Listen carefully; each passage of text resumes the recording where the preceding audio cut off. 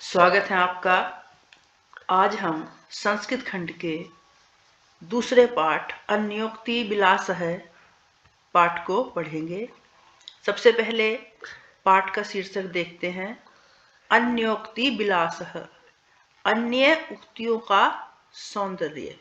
विलास का मतलब है सौंदर्य। जो अन्य कहावतें हैं, अन्य उक्तियां हैं, उनका सौंदर्य देखते हैं। नितराम नीचो अस्मीति त्वं खेदम कूपः कदापि मा कृथा अत्यंत सरस हृदयो यतः परेशान गुण ग्रहितासि।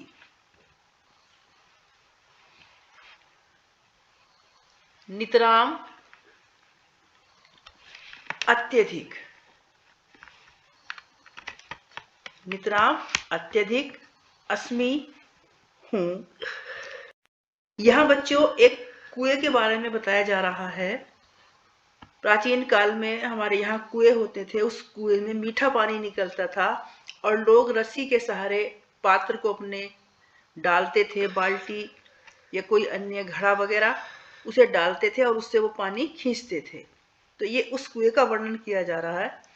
नितराम अत्यधिक, अस्मि हूं, खेदम दुख, कदापि कभी भी, मा कृतः मत करो, यतः क्योंकि, परेशान दूसरों के, गुण ग्रहितासी गुणों को ग्रहण करने वाला। गुणों को ग्रहण करने वाला व्यक्ति, कोई व्यक्ति अपनी रस्सी से पात्र डालता था तो वो उसको भी मीठा जल देता है। तो गुणों को ग्रहण करने वाला, रस्सी को ग्रहण करने वाला। ठीक है। अब हम इस श्लोक का संदर्भ देंगे। प्रस्तुत श्लोक हमारी पाठ्य पुस्तक के संस्कृत खंड में संकलित अन्योक्ति विलास नामक पाठ से लिया गया है और इस श्लोक में अपने अवगुणों पर दुखी न होने और दूसरे के गुणों को ग्रहण करने को श्रेष्ठ बताया गया है। यहां कुएं को कहा जा रहा है कि हे कुएं, मैं अत्यधिक नीचा हूं, नितराम अत्यधिक, अस्मि हूं, त्वं खेदम कूप है, कि मैं अत्यधिक नीचा हूं, तुम इस बात को लेकर दुखी मत हो। खेदम दुख प्रकट करना, कि मैं अत्यधिक नीचा हूं, इस बात को लेकर तुम अत्यधिक दुखी मत हो। कदापि मा कृतः, कदापि कभी भी, मा कृतः मत करो, इस बात को लेकर अत्यधिक दुख प्रकट मत करो, क्योंकि अत्यंत सरस हृदयो, क्योंकि तुम जो हो वो अत्यंत सरस हृदय अर्थात जल से परिपूर्ण हो।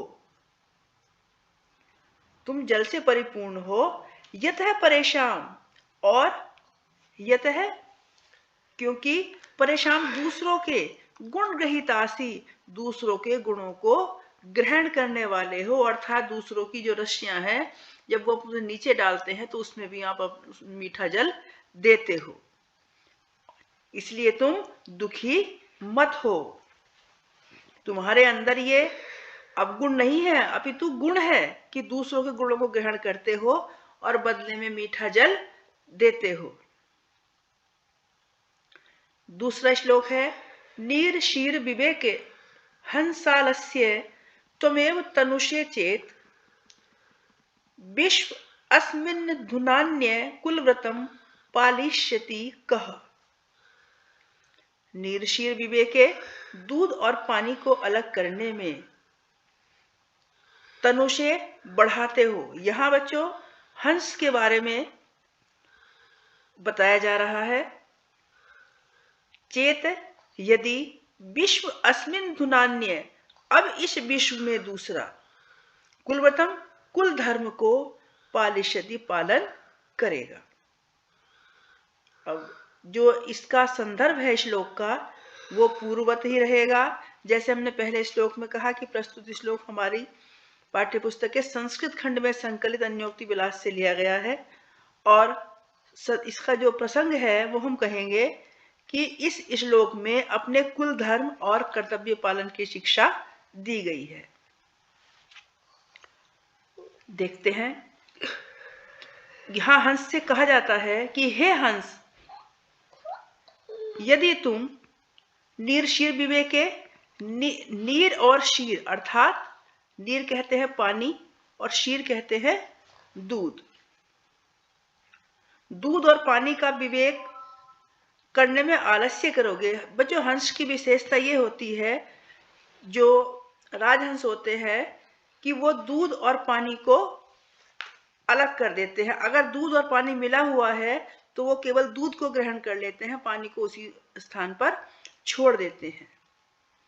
तो इसलिए हंस से कहा जा रहा है कि हे हंस, यदि तुम दूध और पानी को अलग करने का जो आपका गुण है, जो विवेक है, उसमें आलस्य करोगे तो इस संसार में ऐसा कौन व्यक्ति है जो अपने कुल धर्म का या कर्तव्य का पालन करेगा। अर्थात यदि विवेकी लोग ही अब यहाँ हंस के माध्यम से जो विवेकी व्यक्ति हैं, उच्च गुण के व्यक्ति हैं, उनकी ओर इशारा किया जा रहा है। यदि विवेकी लोग ही अपने कर्तव्य पालन में आलस्य करेंगे तो फिर अपने कुल धर्म का पालन और कर्तव्यों का पालन कौन करेगा, अर्थात कोई नहीं करेगा। जिस व्यक्ति की जो विशेषता है उसको बनाए रखना चाहिए और अपने कर्तव्य का पालन करना चाहिए। तीसरा श्लोक है बच्चों, कोकिल यापे दिवसान तावत बिरसान करील बिटपेशु यावन मिल दलिमाल है को अपी रसाल है समुल्लसती। यापे बिताओ, यहाँ जो कोयल होती है कौवे जैसी, उसी के बारे में कि लेकिन कोयल और कौवे में अंतर ये है कि कोयल की जो आवाज है बहुत ही मीठी होती है।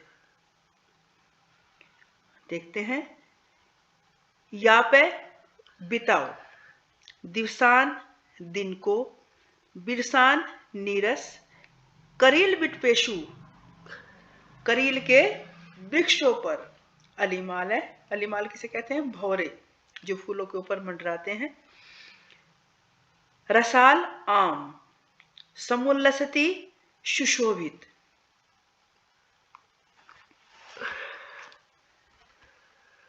यहाँ जो इसका संदर्भ है वो वही है कि ये हमारे पाठ्य पुस्तक के संस्कृत खंड से संकलित है, के अन्योक्ति विलास नामक पाठ से संकलित है। इस श्लोक में कोयल के माध्यम से व्यक्ति के बुरे दिनों में भी धैर्य रखने की प्रेरणा दी गई है।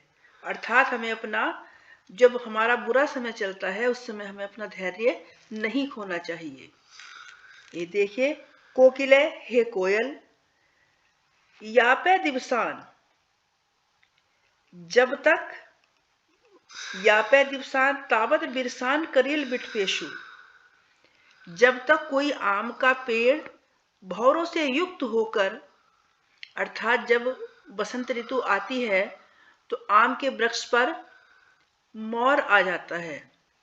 क्या होता है, आम के जो वृक्ष हैं वो हरे भरे होने लगते हैं और उस पर छोटे छोटे मोर आ जाते हैं।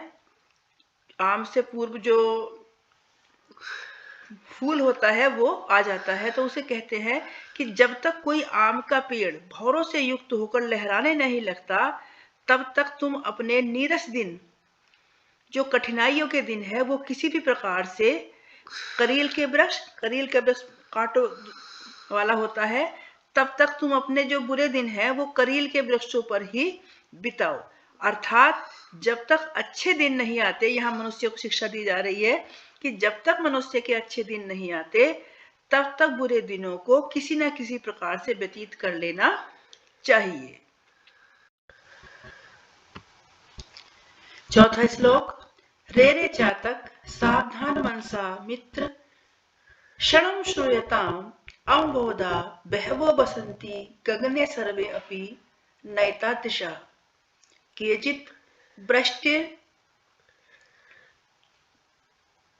वृष्टिभिः आद्रयन्ति वसुधा वसुधां गर्जन्ति केचित् वृथा यम यम पश्यसि तस्य तस्य पुरतो मा ब्रूहि दीनम वच।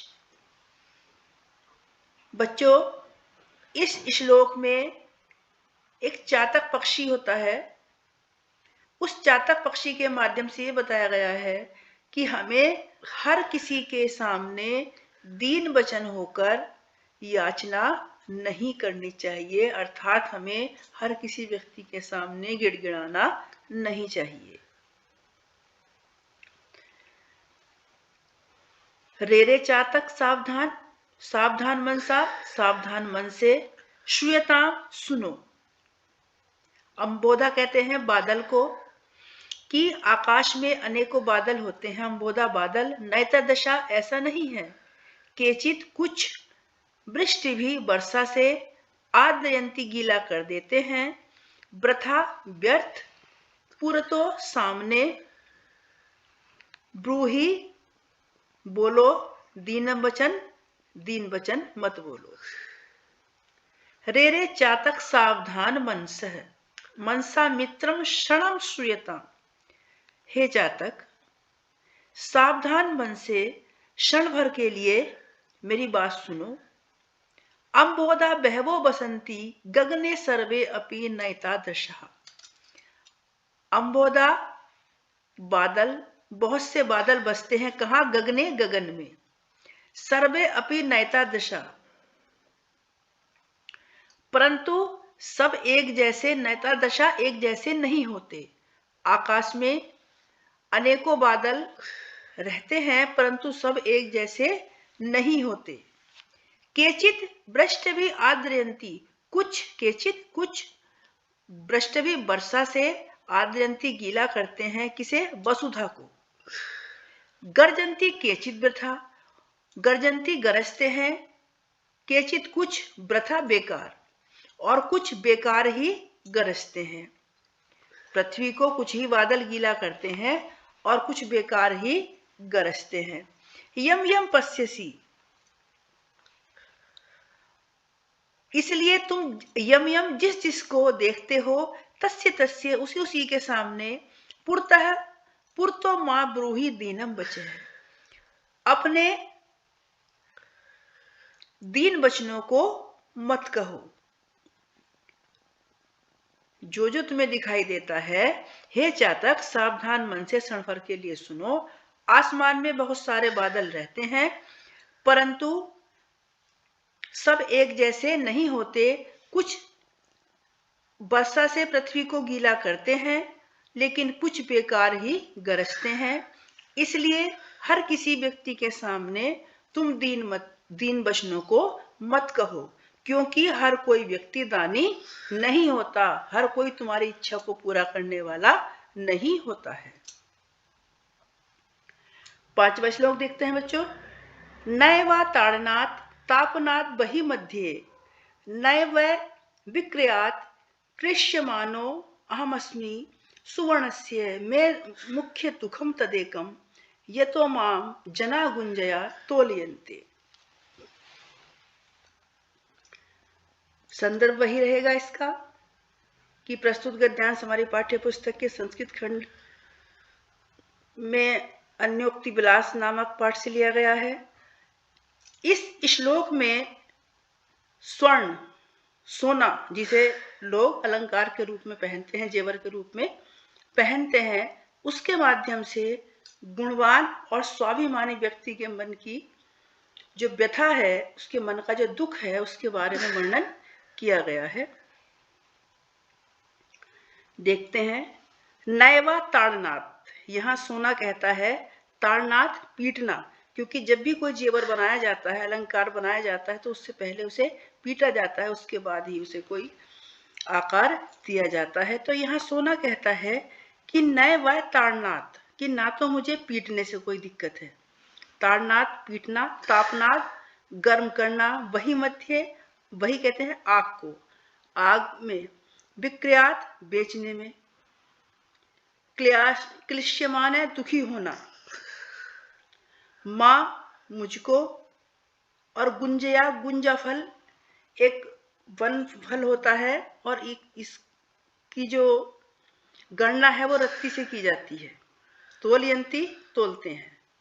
गुंजन सोने की जो का जो व्यथा है, जो दुख है, वो ये है नैव ताड़नाथ, कि न तो मैं पीटे जाने से दुखी हूं, तापनाथ बही मध्य, और न ही मैं आग में तपाए जाने से दुखी हूं,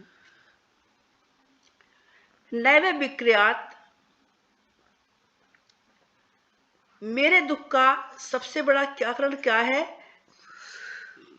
नैव विक्रियात क्लिश्य मानो अहमसी, जब मुझे बेचा जाता है तो सुवर्णस्य में मुख्य दुख, मुझे सबसे बड़ा दुख ये है कि यतो मां जना गुंजन या तोलयंती, कि सब लोग मुझे जो तोलते हैं वो रत्ती से तोलते हैं, और रत्ती एक बनफल होता है जिसकी गणना बनफल की रत्ती से की जाती है।